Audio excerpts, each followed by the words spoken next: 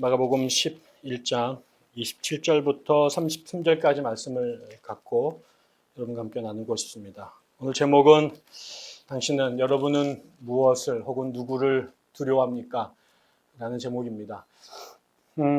오늘 말씀을 우리가 읽고 있는 이 11절은 계속해서 반복되는 부분이 있습니다만 예루살렘 성전을 예수님께서 정결하게 하시는 그 사건과 연루되어 있는 그 본문이 계속 이어지고 있고요. 그 여파가 계속 오늘 본문까지 이어지고 있습니다. 우리가 아는 것처럼 예수님께서 갈릴리에서 사역을 하시고 그 어느 날 그 결전의 그 디데이를 목전에 두시면서 예루살렘으로 들어오십니다. 예루살렘에 들어오셨을 때 많은 사람들이 기뻐하면서 예수님을 맞이했는데 예수님은 성전에 들어가시자마자 그 사람들의 베푸는 환영 만찬이나 리셉션에 가신 게 아니라 성전에서 그 장사를 하는 사람들, 특히 이제 그 돈을 바꾸는 사람들과 비둘기를 파는 사람들을 성전에서 내쫓는 일들을 하시게 됩니다. 그리고 나서 그 이야기 앞뒤로 그 무화과 나무를 저주해서 말라 비틀어지게 만드는 그런 사건이 벌어지게 되죠. 이 일들은 우리가 아는 것처럼 예수님께서 마치 그 당신의 사역이 그 병자를 고치고 천국의 복음을 나누어 주시는 것과 더불어서 그 모든 사역들의 결국 정점이 활용점정이 이 성전에 있는 이 타락한 그 성전을 하나님의 만민의 기도하는 집을 강도의 소굴로 만들어 놓는 이 사람들을 정결하게 만드는 것이 당신의 모든 사역의 정점인 것처럼 보여질 정도로 여기에 이제 이 사건이 굉장히 중요하죠. 예수님께서 왜 성전을 그렇게 정결케 하시는 것에 무게를 두었을까? 왜 그것이 그토록 중요했고 또 성경마다 이 사건을 그렇게 비중 있게 다룰까? 결국 우리가 아는 것처럼 이 사건이 예수님의 십자가를 지시게 하는 물론 그것이 하나님께서 예정하셨든 혹은 예수님이 그것이 그분에게 주어진 운명이었든 그것과 상관없이 적어도 현실적으로 예수가 유대 당국자들에 의해서 그다음에 그 로마의 지배자들에 의해서 십자가의 형틀을 달 수밖에 없게 되는 현실적인 가장 결정적 이유가 그분이 이 예루살렘 성전에서 우리식으로 하면은 청결이고 개혁이지만 사람들의 눈으로는 난동을 부린 것이죠. 이 사건이 결국은 예수를 죽음으로 몰게 하고 나중에 사도들의 기록에도 보면 성전에 대한 예수님의 과도한 사랑이 그를 죽음으로 이끌었다라고 하는 표현도 나옵니다. 사실은 그거는 우리가 볼 때는 성전에 들어가서 좀 깽판 좀 쳤기로서니 그냥 구류 며칠 사고 아니면 곤장 몇 대 맞고 끝날 일이지 저걸 죽일 일이야 라고 생각할지 모르지만 이 사건이 갖고 있는 그 의미는 생각보다 굉장히 복잡하고 위험한 일입니다. 그리고 예수님에게는 그 위험을 충분히 알고 있었음에도 불구하고 그 사지로 들어갈 수밖에 없는 그 일과 같은 것이죠.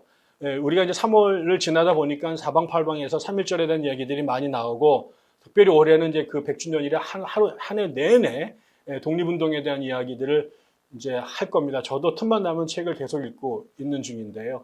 마치 제가 볼 때는 이 예수님께서 이 성전에 들어가서 그 밥상을 뒤집어 엎으신 것들, 이 판을 깨신 것은 그 윤봉길이 홍코 공원에서 도시락 폭탄을 던진 것, 안중근 이토 히로부미를 향해서 하얼빈에서 총을 쏜 것만큼 위험한 일입니다. 그러나 동시에 우리의 입장에서는 누군가는 반드시 해야만 되는 그런 일이었던 거죠. 중요하지만 대단히 위태했던 것.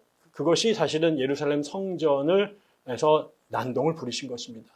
근데 왜 예수님께서 이 일을 하실 수밖에 없었을까? 제가 지난번에도 몇 차례에 걸쳐서 말씀을 드렸습니다. 이 예수님께서 그 성전에 들어가셔서 하셨던 일이 큰 명제는 하나님의 집, 특별히 만민이 기도하는 이 거룩한 장소가 옛날 번역으로는 강도의 구렬, 우리가 갖고 있는 번역으로는 강도의 소굴로 만들었다. 그런데 그 강도의 소굴이 된 이유가 뭐냐, 내용이 뭐냐라고 말했을 때 기도하는 것이 사라져버린 교회, 공동체, 성전, 그 다음에 용서하는 것들이 사라져버린 공동체라고 하는 거였어요. 그러니까 교회가, 다시 말하면 성전이 그 당시 해야 될 제일 중요한 것은 하나님께 기도하는 곳이고, 그 기도라고 하는 것은 하나님과 땅이 연결되는 것입니다. 인간이 이 땅에서 하나님의 이름을 부를 수 있도록, 하나님과 우리가 연결될 수 있도록 해주는 가장 중요한 영적인 이 선이 기도이죠. 우리는 기도를 하나님과의 대화라고 배웁니다. 교회 처음 가면 제일 먼저 배우는 게 그겁니다. 그리고 영적인 호흡이라고 얘기하죠. 그래서 우리가 생명체가 숨을 쉬지 않으면, 호흡을 하지 못하면 죽을 수밖에 없는 것처럼, 존재할 수 없는 것처럼 이 땅의 백성이 기도를 하지 않으면, 기도를 통해 하나님과 연결되지 않으면 하늘에서 공급되는 생수를, 하나님에서 오는 그 생기를 우리가 받아 마실 수 없는 것이죠. 어떤 의미에서 이거는 우리가 좀 더 신학적으로 보면 마치 창세기 1장에서 진흙 속에 하나님께서 생기를 부어 넣으셔서 그가 생명이 되고 뉴빙이 되는 것처럼, 이 땅에 있는 하나님의 진흙 덩어리로 살아가는 우리들이 하늘로부터 오는 하나님의 생기를 부여받아서 생명으로 거듭 창조되는, 끊임없이 주님의 백성으로 새롭게 태어나는 가장 거룩한 현장, 거룩한 역사가 우리가 하나님께 기도를 드리는 것입니다. 그래서 이 기도가 단순한 종교 의례이거나 교회 다니는 사람들의 징표 정도가 아니라, 기도하지 않으면 하늘과 연결될 도리가 없는 것이고, 그 하늘로부터 오는 생기가 우리의 이 진흙덩어리 속에 담겨지지 않으면 우리는 그냥 포유류에 불과한 것이고 진흙덩어리에 불과하나, 그 생기가 기도를 통해 우리 안에 담겨지게 되는 순간 우리는 단순한 진흙에서 하나님의 형상을 지음받아 태어난 거룩한 존재로 재창조되는 것이죠. 그 일을 하라고 성전을 지은 것입니다. 거기서 제사를 지내는 이 모든 행위는 궁극적으로 그러한 기도 안에 연결되어 있는 것이죠.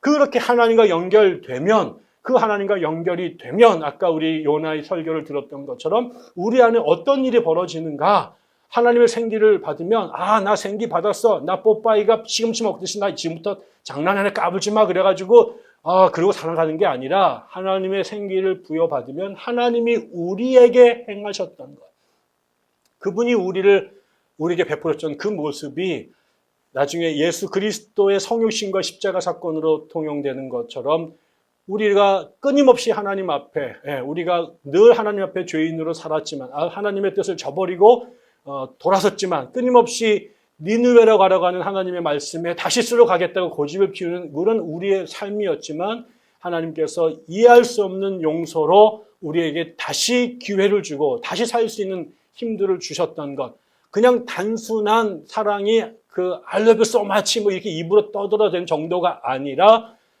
자기의 독생자를 드러내시면서 우리 안에 얽혔던 문제들을 당신이 해결해 내시는 거죠. 우리는 하나님을 사랑한 적이 없어요. 우리는 하나님을 사랑할 수가 없어요. 우리가 하나님을 사랑한다고 떠들어대지만 그거 다 웃기는 소리예요. 우리가 어떻게 하나님을 사랑합니까? 보이지도 않는 하나님, 만져지도 하나님, 우리 마음대로 움직여지지 않는다고 승질을 부리는 대상일지, 우리가 하나님을 감히 누가 사랑합니까? 성경은 하나님이 우리를 사랑하신다고 말하십니다. 하나님이 우리를 사랑하시고, 하나님이 먼저 우리를 사랑하셔서 그분과의 관계가 유지되는 거지, 우리가 하나님이 우리에게 행하시는 사랑의 적절한 카운터 파트너로 사랑하기 때문에 관계가 유지가 되는 게 아니에요. 그런 그 일들이 우리 안에 벌어져야 되는 일인데, 그 사랑을 받았으니, 내가 1만 달란트를 빚진 것을 용서받았기 때문에 내가 1달란트 받은 사람을 사랑하려고 하는 것이 우리 안에 벌어지는 하나님의 공동체란 말이죠. 그 일이 벌어지는 것이 성전이고 그게 이스라엘이란 말이에요. 그런데 그 성전이 강도의 구렬로 바뀌어요. 환전상들과 그 다음에 어린 가난한 사람들의 등을 쳐먹는 그 비둘기를 파는 장사꾼들에 의해서 농락당하는 가장 추잡한 정말 시정 잡배들의 아주 나쁜 의미의 그러한 거짓과 속임수와 억압이 창고라는 것으로 추락해버린 거죠. 근데 이게 왜 중요하냐 말이죠. 이게 왜 중요하냐. 왜 이곳이 그렇게 됐고, 그렇게 된 것에 대해서 왜 예수는 혼자서 육탄으로 그 성전에 몸을 던졌을까? 여러분, 이것은 현실적으로 끊임없이 이 성전을 둘러싸고 있는 거대한 권력이 있습니다. 이 성전을 통해 장사를 하고 있는 엄청난 그 기업들이 있습니다. 1년 내내 그 제단에서 제물이 식지 않고 올려지는 그 수많은 짐승들을 대는 육축업자, 도축업자, 목장 주인들이 있고 그 성전을 통해서 세금을 걷어가는 로마의 지배 세력들이 있습니다. 이거는 이스라엘에 망하지 않는 로마와 그 다음에 이스라엘의 종교 지도자들이 존재하는 영원히 실패하지 않는 굉장한 민족 기업입니다. 민족 비즈니스입니다. 네, 그것에 국가와 그 다음에 종교와 그 다음에 제국이 결탁되어 있는 현장이 예루살렘 성전이죠. 이 성전에 예수님께서 몸을 던지신 사건입니다. 근데 왜 이게 예수가 그랬을까? 이거는 절대로요, 안 무너집니다. 이거를 건들면, 이 문제를 건들면 죽습니다. 생각해 보십시오. 미국의 미 정부의 국무부와 국방부와 한국의 청와대와 삼성이 연합해서 컨소시엄으로 운영하는 기업이 있다고 칩시다. 거기에 가가지고 폭탄을 던지는, 거기서 환경을 내세우고 민주를 내세워서 그 앞에서 이거 시위를 하게 되는 사람들이 수도 없이 많았겠지만, 쥐도새도 모르게 그들은 이 땅에 존재하지 않게 되죠.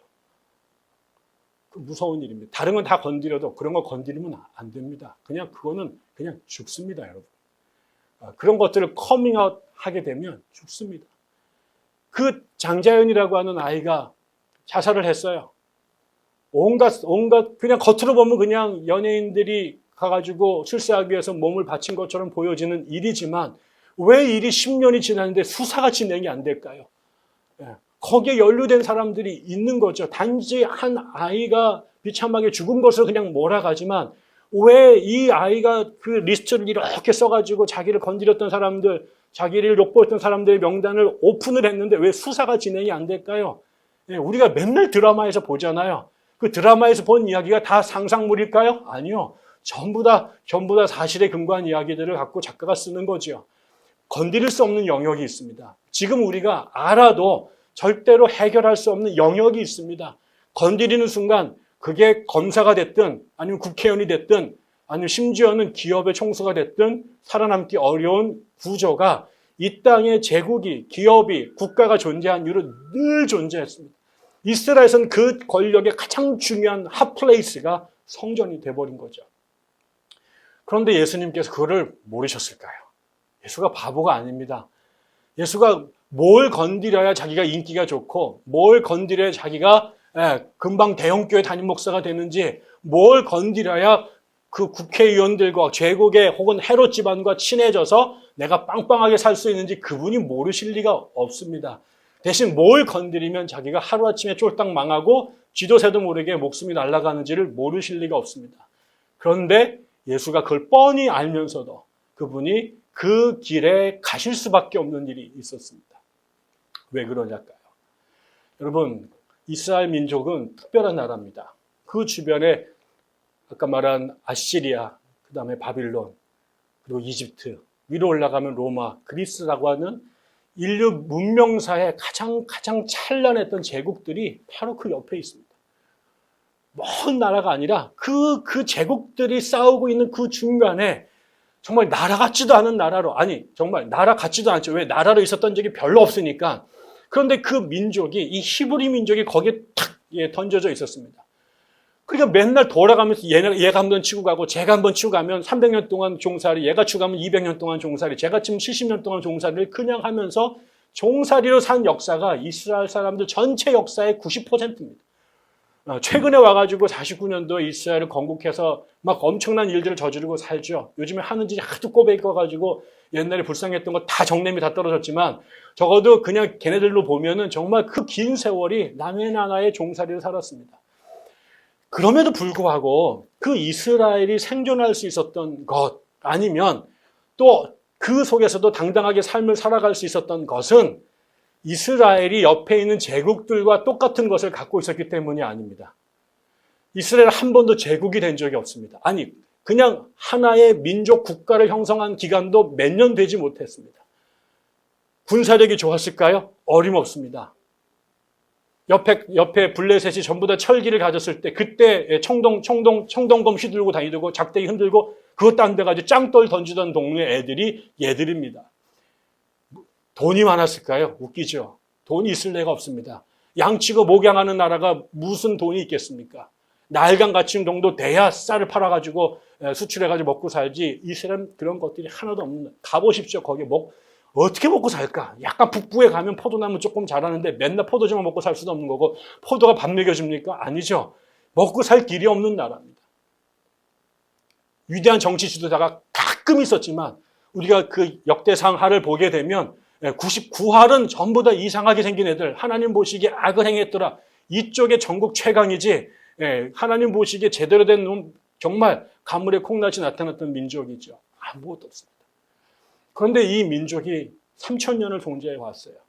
그 당시에 예수님 당시에도 그 제국들이 그렇게 짓밟고 갔는데 그 정도 밟혔으면요 민족이 200번도 더 이상 공중분해돼도 시원찮은 나라입니다.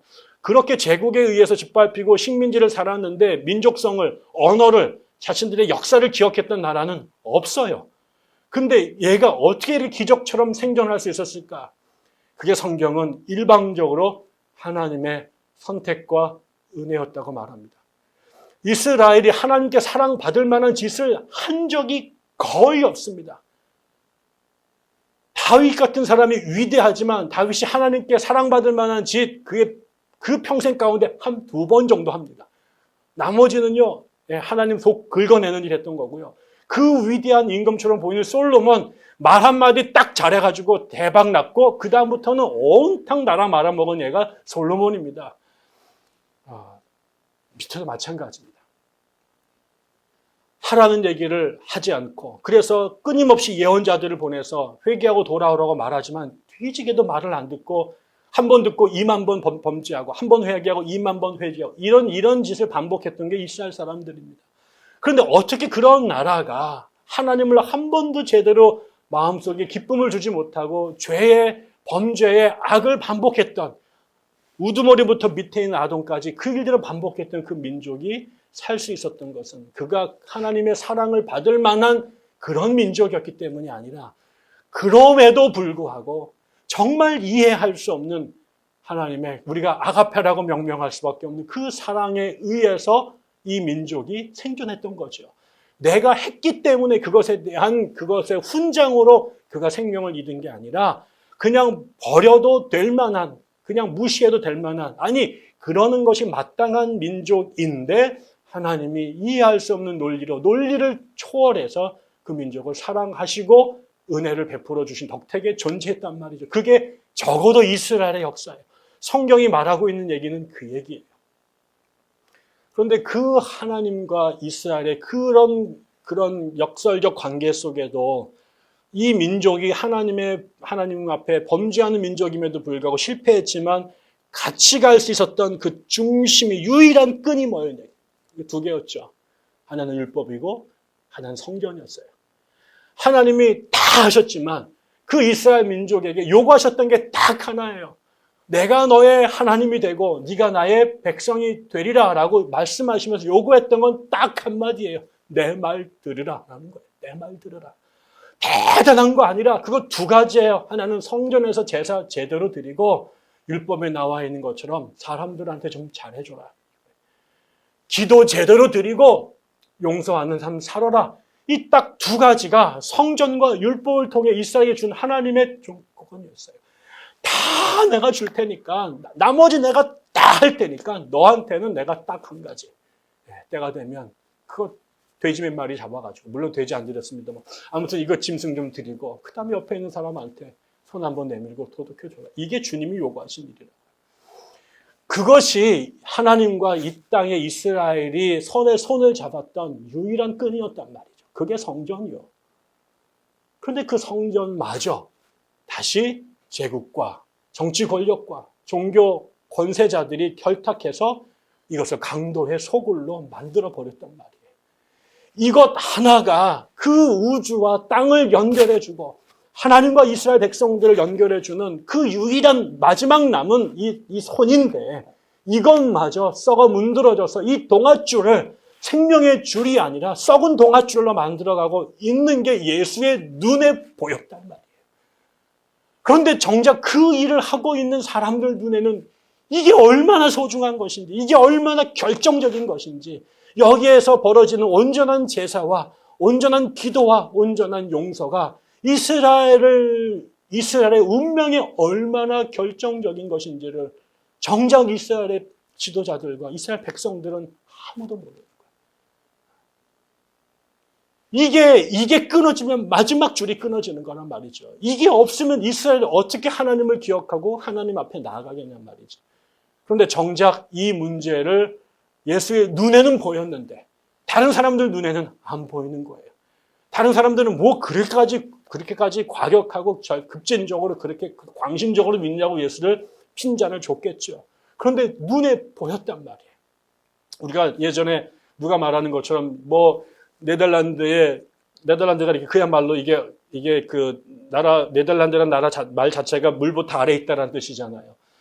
그래서 여기 방벽을 쌓았는데 여기에 구멍이 난 걸 누가 봤대잖아요. 근데 이게 구멍이 커지면 댐이 무너지게 되고 댐이 무너지게 되면 나라 전체가 물바다가 돼서 아수라가 될 거를 뻔히 보는데 그걸 보고도 대부분 사람들은 그냥 지나간단 말이죠. 내가 저거를 굳이 해야 될 일이. 근데 누구 눈에 그게 보이는 게 있어요.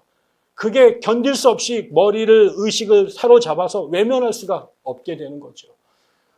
지금 이스라엘의 중심축이 무너져서 이게 성전이 허물어질 수밖에 없고 성전이 허물어지게 되면 이스라엘 민족도 허물어지는데 그게 사람들 눈에는 보이지도 않고 본 사람들마저 그건 That's not my business. 내가 상관없어. 그리고 도망가 버리는 거죠.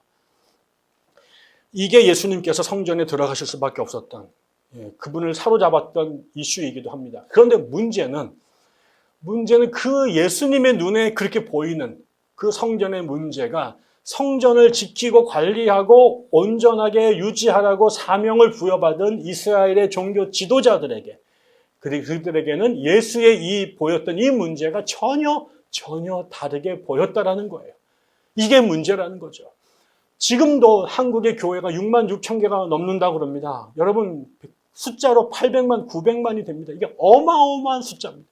100년 전에 이 땅에 신자가 한 명도 없던 시절이 있었고 교회가 단 하나도 없던 시점이 있었어요. 130년 전에 없었어요. 근데 하나님께서 은혜를 주셔서 21세기의 선교의 기적으로 대부흥의 역사로 한국 교회에 정말 4분의 1이 하나님께 돌아와서 예수의 이름 앞에 모이는 사람들을 만들었고 그들의 헌신과 눈물로 성전을 건축한 것이 이게 6만 개가 넘는단 말이죠. 경이로운 일이에요. 밖에 나가면 겨울에 여기 남산에서 보면 온통 시뻘건 다른 나라가 보면 이 나라가 기독교 국가인 줄 알 정도로 이렇게 많은 십자가가 보일 수가 없어요. 제가 중국 신장에 단기 선교를 갔는데 놀라웠어요. 그 우르무치에 가서 산에서 봤는데 십자가가 하나도 없어요. 그 넓은 땅에 모스크는 우후죽순이 있는데 거기에 하나님의 성전이 하나도 없어요. 이게 얼마나 예외적이고 경이로운 축복인지 감당할 길이 없는 거죠. 그런데 이 시대 한국 교회가 수많은 사람들한테 조롱거리가 되고 교회 다니는 것이 제정신이 아닌 사람 취급받게 되고 어디 가서 나 목사요 그러면 한번 째려보고 돌아서서 욕하고 침 뱉고 가는 그런 대상이 돼버렸단 말이죠.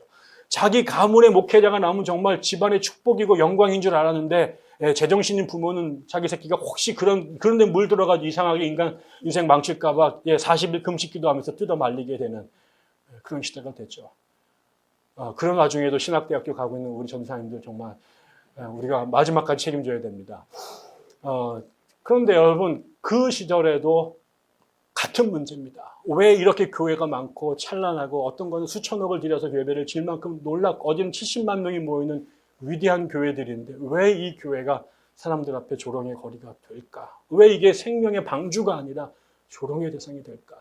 그것은 다름이 아니라 거기에 있는 그 공동체를 끌고 가고 있는 지도자들 안에 중요한 실수가 있기 때문에 그렇습니다. 그 실수가 밑에 사람들에게도 그대로 세뇌가 되고 교육이 돼서 놓치는 부분이 두 가지예요.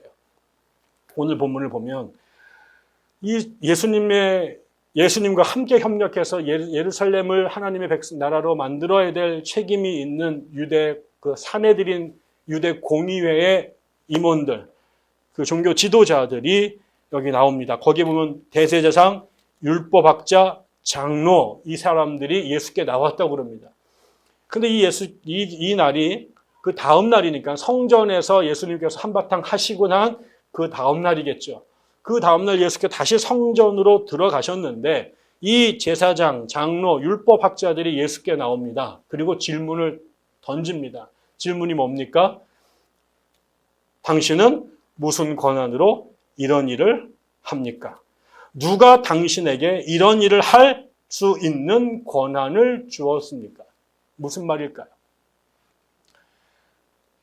이 말이 무슨 말일까요? 당신이 무슨 권한으로 지금 여기 예루살렘 성전에 와서 이 난동을 부립니까? 라고 하는 얘기는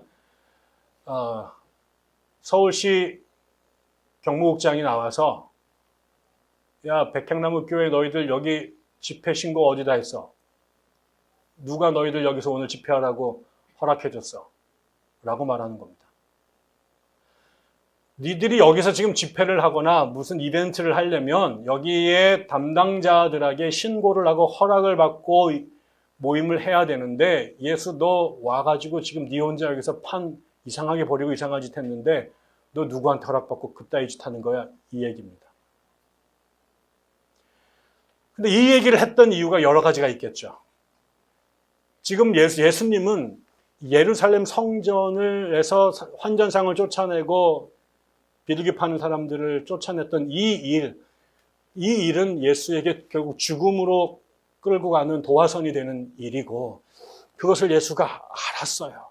그걸 알면서도 정말 지푸라기를 들고 용광로 안으로 뛰어드는 것 같은 엄청난 지금 사건을 벌인 건데 그랬던 이유는 이 성전이 하나님의 집으로 기능하지 못하고 강도의 소굴로 무너지고 그래서 결국 성전의 붕괴가 이스라엘 민족이 심판으로 가는 절체절명의 결정적 사건이기 때문에 목숨을 걸어서라도 브레이크를 걸어야 된다고 예수가 몸을 던진 건데 지금 그 성전을 지키고 있는 사람들에게는 이 성전이 하나님의 심판의 대상으로 이스라엘의 이스라엘과 하나님의 관계가 완전히 허물어지고 있는 이 절체절명의 사건으로 보이지 않고 자신들에게 신고하지 않고 난동을 부렸다라고 하는 자신들의 권위를 인정해 주지 않았다라고 하는 자기들을 무시했다라고 하는 사건으로 이 문제를 보고 있는 거예요. 예수의 눈에는 이거는 민족이 망하는 사건이에요. 하나님의 성전이 심판 앞에 가는 사건이에요.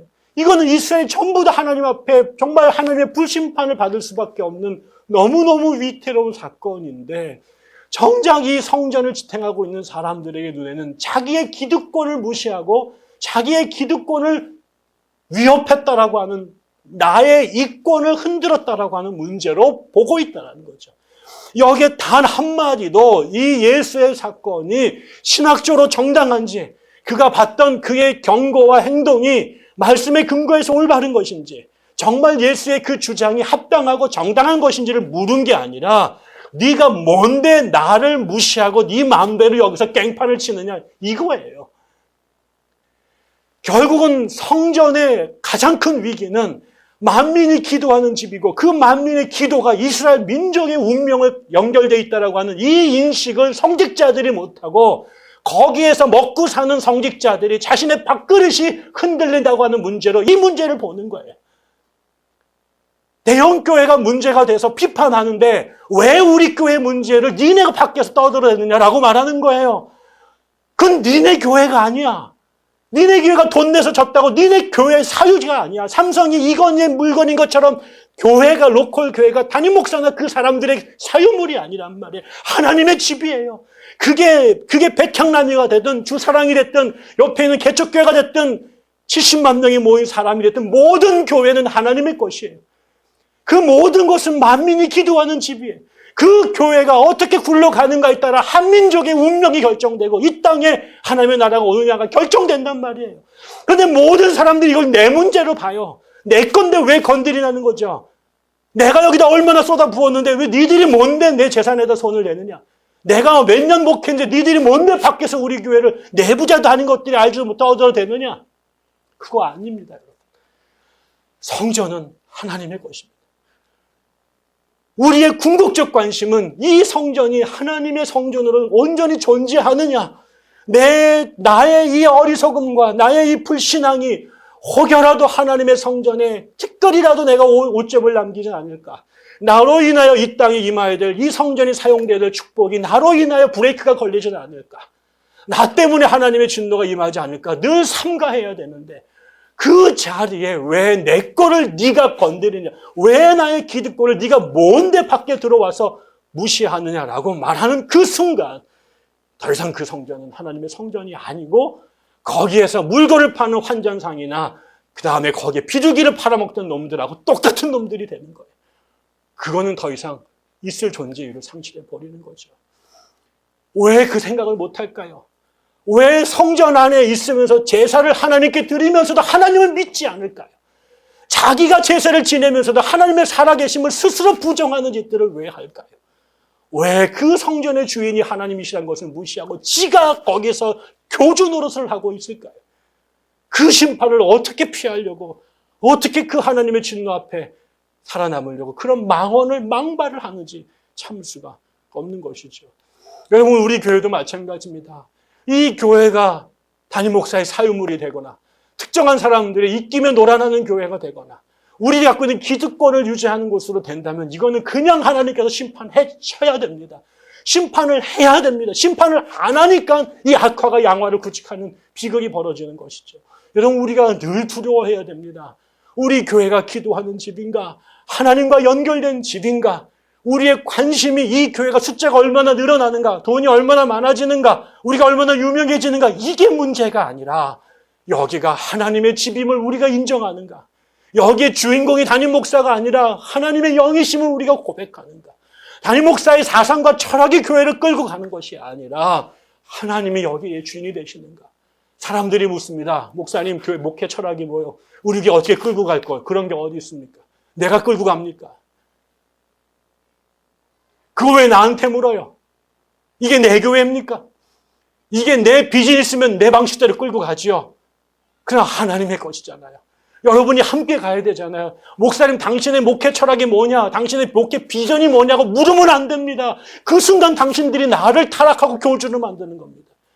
우리가 계획은 하나님께서 우리에게 어떤 사명을 주셨는지 그걸 함께 찾아야죠.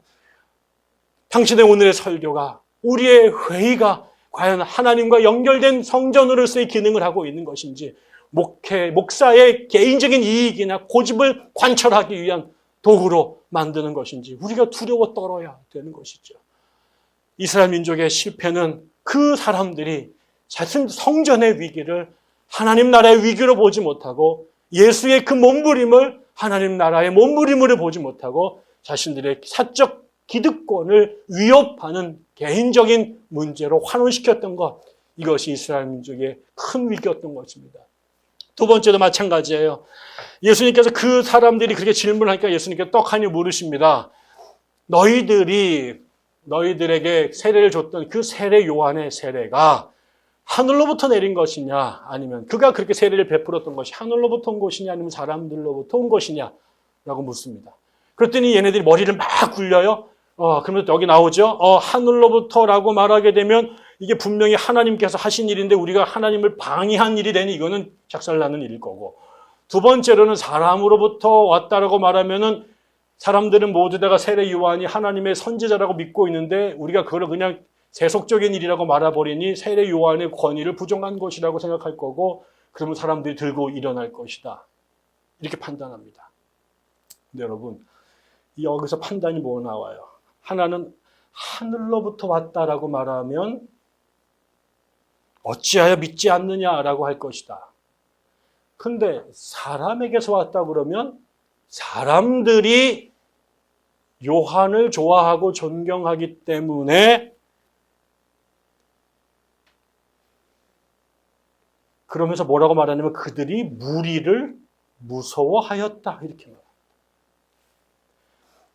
하늘로부터 왔다라고 말하면 하나님께서 세례 요한에게 권세를 주셔서 그 일을 하라고 줬는데 하나님의 일을 막았으니, 그 요한을 잡아 죽였으니 이거는 성령을 회방하는 죄가 된 것이고 이거는 죽는 거예요. 그런데 사람이 왔다 그러면은 안 해도 되는 건데, 근데 지금 사람으로부터 온 것이냐 아니면 하늘로부터 온 것이냐라고 말할 때 이스라엘의 이 민족의 지도자들이 사람이라고 했을 경우에 사람들을 무서워해서 얘네들이 집단으로 들고 일어나 자신들에게 덤벼들지 모르니까 에라 모르겠다, 나는 모르겠다 이렇게 말했거든요. 여러분, 우리가 하나님을 제대로 믿는 사람이라면 상식적으로 어느 포인트에서 두려워했어야 될까? 누구를 더 두려워했어야 될까? 이 사람들이 그냥 정치 지도자라고 그러면 민중들의 표를 의식할 수 있어요. 근데 성경을 읽고 제사를 집리하는 사람들입니다. 하늘의 뜻을 이 땅에 전하는 일들을 하는 사람이에요. 이 사람들의 문제를 갖고 하나님 앞에 나아가는 사람들이 아니라 하늘의 뜻을 이 땅에 전하라고 성경 연구하라고 성경 율법학자를 세운 거예요. 얘네들의 궁극적 관심은 우리가 하는 일들이 혹시 하나님의 뜻에 벗어나면 어떡할까? 그래서 우리를 하나님께 맞추는 일도록 만드는 거예요. 하나님의 일을 우리에 맞추도록 하나님을 설득하는 게 아니라 하나님에게 우리를 맞춰가는 것이 하나님의 지도자들의 세운 목적이란 말이죠. 제가 늘 강조하는 얘기지만 예수님께서 겟세마네에 기도하러 올라가실 때 하나님을 옮기려고, 하나님을 움직이려고 목적으로 겟세마네에 가죠. 이 자기 앞에 주어진 이 잔을 마실 수가 없었기 때문에 이 잔을 치워달라고 하나님께 설득하러 올라갑니다. 그런데 거기에서 기도를 하는 동안에 무슨 일이 벌어집니까? 기도할수록 하나님의 뜻이 명확해질수록 마지막에는 하나님을 바꾸려고 올라갔다가 결국은 하나님에 의해 자기의 생각을 바꾸고 내려오잖아요.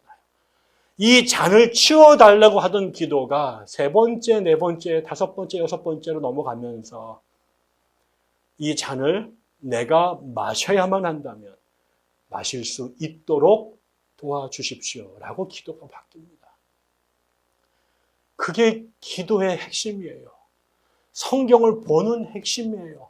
내 생각으로 하나님을 바꾸려고 하는 것을 종교라고 말하는 것입니다.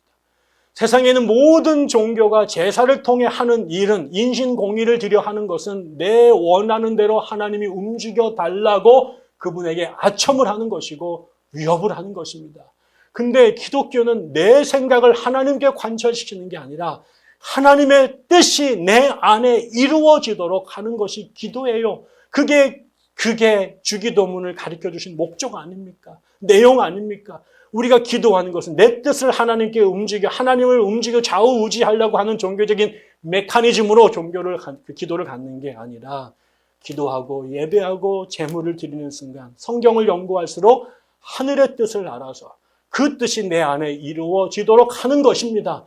그 일을 하라고 제사장을 세운 것이고 율법학자를 세운 거란 말이에요.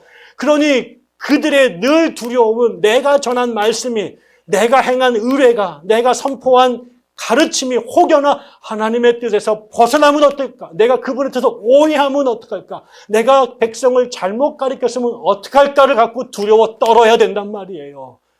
그런데 이놈들이 지금 무슨 일을 합니까? 그 하나님을 두려워하는 게 아니라 백성들의 눈치를 보고 있는 거예요. 백성들의 눈치를 보는 거예요. 다 망하는 겁니다.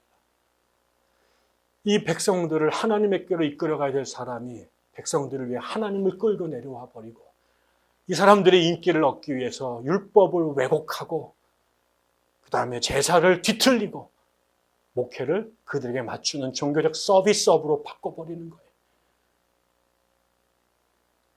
얘네들이 갖다 주는 그 돈에 얘네들이 쳐들어주는 박수에 놀아나다 보니 하나님을 두려워해야 될 그 사람들이 사람의 눈치를 보고 사람들을 두려워하게 되니 해야 될 말을 하지 못하고 가르쳐야 될 것을 가르치지 못하고 둘이 영합해서 결국은 성전을 강도의 굴혈로 만들어 버린 것이죠.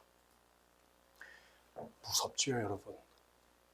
제가 말은 이렇게 해도 여러분이 들고 일어나가지고 저한테 덤비면 제가 어떻게 하겠습니까? 물론 그날로 사표를 내겠죠. 지켜내겠죠. 그런데 그게 어려워요. 저도 그런 걸 잘하는 사람을 생각했는데 제가 3년 전에 느헤미야를 올라올 때 대전에 있는 학교와 교회를 사임해야 될 상황이 그때 우리 큰딸이 대학에 들어갈 해였습니다. 제가 3년 동안 서울 올라가는 느헤미야 요청을 제가 3년을 거부를 했어요. 도무지 용기가 안 나더라고요. 지금 있는 학교에서 월급을 2배를 올려줘도 갈까 말까인데 그 원급을 다시 3분의 1을 잘라내는 학교로 오라고 그러는데 차마 우리 아내한테 그 말을 하기가 어렵더라고요. 이만큼 고생했으면 그 다음에 뭔가 좀 뒤에 뭐가 와줘야 인생이 사는 맛이 나는데 이게 그 다시 더 죽사발이 되는 곳으로 가니까. 제가 한번 우리 아내가 아유 이게 그 가계부를 안 써요. 그래가지고 가계부를 여성이 어떻게 안 쓰냐고 옛날에 분명히 쓴 거 알았는데 그랬더니 우리 아내가 쓸 맛이 나야 쓰지. 그래서 언젠가부터가 쓰기를 멈췄다고 그럽니다. 예, 저도 겁이 나죠. 예, 저도 겁이 나죠. 그러니까 거기에 목이 잡히는 거예요. 제가 존경하는 친구가 있는데 그 친구 아버지가 나이가 드셔서 목회를 하신 분입니다. 그래서 문익환 목사님 제자로 은행에 계시다가 50대에 한신대 들어가서 이제 시골에서 목회를 평생 하시다가 이제 은퇴를 하셨는데 그 이분이 너무 대쪽 같으셔가지고요. 그 내 친구와 그 가족들이 말할 수 없는 고통을 당했습니다. 근데 이분이 목회를 어떻게 하시냐면요. 시골 교회만 다니세요. 그런데 이제 한 몇 년 다니면 또 이게 또 교회가 또 이상해져가지고 교회가 또 막 교회를 이상한 데로 끌고 가려고 그러는 거예요.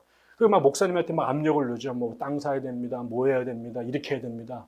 그러면 이제 그 예전에 저녁 예배 드렸잖아요. 그럼 저녁 식사를 합니다. 사모님하고 식구들하고. 그러다 갑자기 여보 짐 싸. 그리고 강대상에 올라가가지고 사표 냅니다, 여러분. 그리고 그냥 가버리는 거예요. 그런 일을요 20년 하셨어요. 그래서 아예 애들을 그냥 서울 다 유학을 보내놓고 나서 그냥 두 내외가 그래가지고 막 말할 수 없이 아니 뭐 정해놓은 것도 아니에요. 그냥 밤에 그냥 짐 싸고 그냥 나오는 거예요 사택에서. 그리고 막 이모 집에 가서 두 달 버티고 뭐 작은 집에 가서 버티고.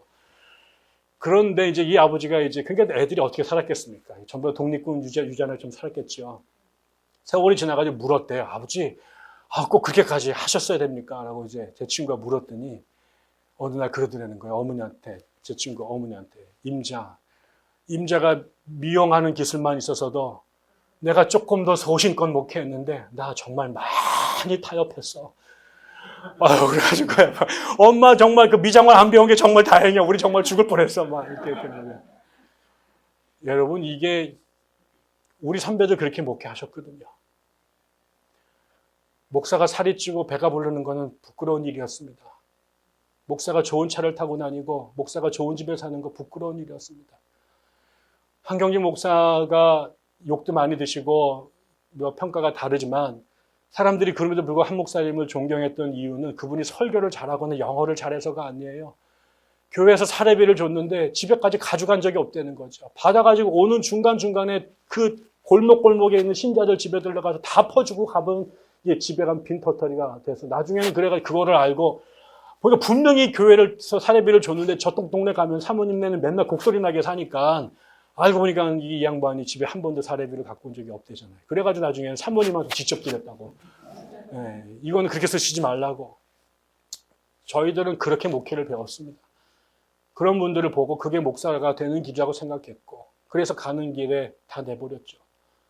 저도 신대원에 가는 순간 모든 과외를 다 끊었습니다. 지금부터는 하나님 먹고 주시는 거 먹고 살겠다고.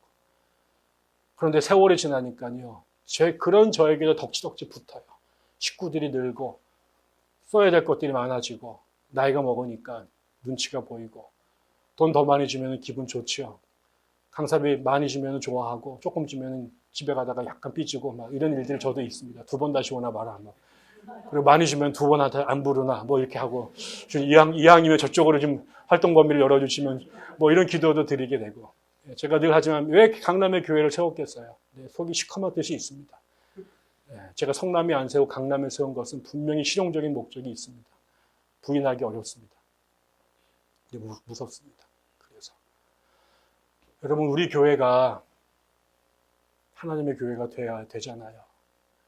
사람을 존중하고 섬기는 건 너무 귀한 일입니다. 그러나 우리에게 적어도 이 땅에 두려워해야 될 분이 한 분은 계셔야 됩니다. 우리가 목회를 하면서 교회를 만들어가면서 끊임없이 되물어야 될 것은 목회자를 포함한 우리 모두가 하나님의 권위를 무시하지 않았을까? 하나님의 주권을 침해하지 않았을까라고 하는 이 물음을 목사가 나의 기득권을 나를 성도들이 무시하지 않았나? 저 사람이 나를 무시하지 않았나? 라고 하는 질문보다 먼저 두셔야 됩니다. 사람에게 조그만 말로 상처만 받고 무시를 당해도 치를 떨고 분노를 탱천하는 우리들의 모습 속에 우리 교회 안에 하나님의 주권이 무시되는 것 안에 얼마나 우리가 분노했는가를 우리가 고민해야 됩니다. 두 번째로는 우리 안에 우리가 정말 두려워해야 될 대상은 옆에 있는 사람이기 전에 하나님이라는 것을 우리가 먼저 생각해야 될 것입니다. 목사의 눈치를 보고 성도들의 눈치를 보기 전에 하나님의 눈치를 먼저 볼 수 있어야 된다고 생각합니다. 저는 우리 교회가 그런 교회가 됐으면 좋겠고 대한민국에 있는 6만 개의 교회가 모두 그런 교회가 됐으면 좋겠습니다. 그래서 모두가 하나님을 함부로 대하고 하나님 앞에 함부로 행동할 그런 시대에 하나님을 두려워하는 것으로부터 우리가 교회로 거듭나게 되는 출발점이 될 거라고 믿으며 그 길에 함께 동참하시기를 주의 이름으로 축원합니다. 기도합니다. 하나님 아버지 늘 두렵습니다. 잘 가는 줄 아는데 어느새 주님보다 먼저 가고 있고 주님께 예배하는 자리에 왔으면서도 어느새 내가 주인이 되고 하나님 말씀을 선포하는 자리 속에서도 어느샌가 당신을 잊고 내 얘기만 하고 있는 그런 모습들이 드러날까 늘 두렵습니다. 하나님의 교회를 세우겠다고 함께 모였지만 어느샌가 하나님은 간데 없고 사람들의 목소리만 왕왕거리는 모습들을 지난 세월 우리가 눈으로 보아왔습니다. 하나님 회개합니다. 하나님 우리가 주님을 두려워하게 도와주시고 주님의 권세를 인정하게 도와주시고 그것이 어떤 사람의 것보다 어떤 사람보다 앞서지 않도록 이 교회 하나님의 교회 되게 하여 주시옵소서. 하나님을 그렇게 인정하고 믿고 순종하는 백성들이 모여 있는 그렇기 때문에 가장 하나님을 존중할수록 가장 사람들을 존중하는 그런 교회로 우리가 성장해 갈 수 있도록 도와주시옵소서. 감사드리며 예수님 이름으로 기도드립니다.